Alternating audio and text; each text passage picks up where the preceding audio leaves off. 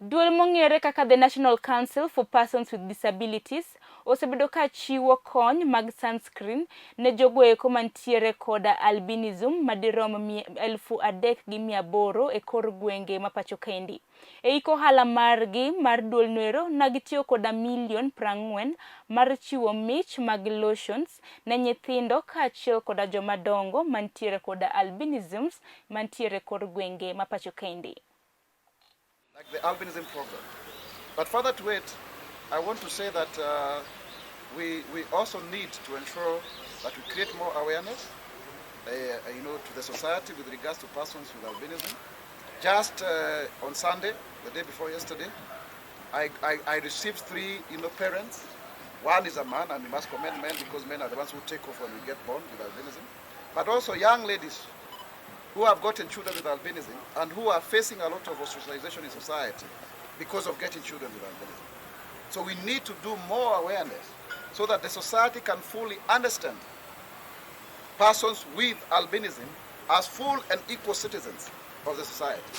You know very well, even in the political arena, some people have used albinism to settle political scores. And that says a lot about what the society still thinks of us.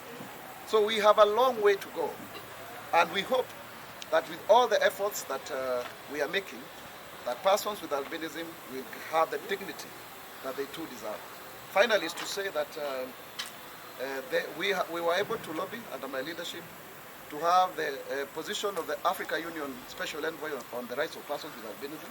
It has been already created by the AU, but we call upon the Kenyan government in the same breath to ensure that that position comes to Kenya, and that special envoy is appointed, because it is very important, because that individual will help the whole of the African continent and members of the Africa Union to ensure that the ritual killings of persons with albinism come to a stop.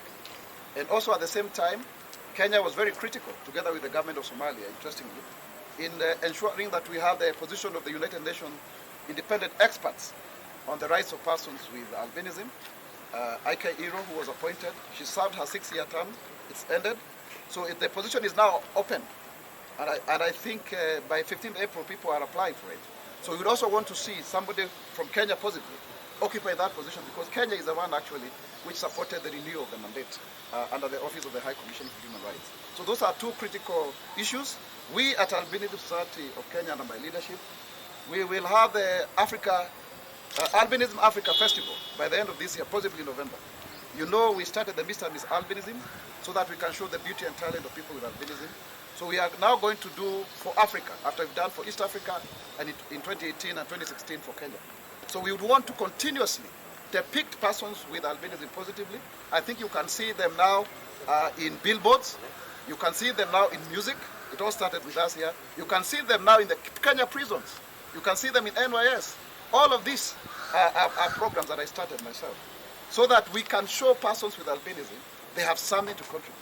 Now, if you see a person with albinism with a military fatigue, you will not ask whether they will see you or whether you will see them. You can see them, and they can see you, and they can act, and they have skills, just like any other person, isn't it? Yes. And that is why I want us to continue working with you in the media to ensure that persons with albinism are not depicted as objects of pity and sympathy, but as equal members of society who can contribute to society. At the Albinism Society of Kenya, we say, don't just stare us. Don't just stare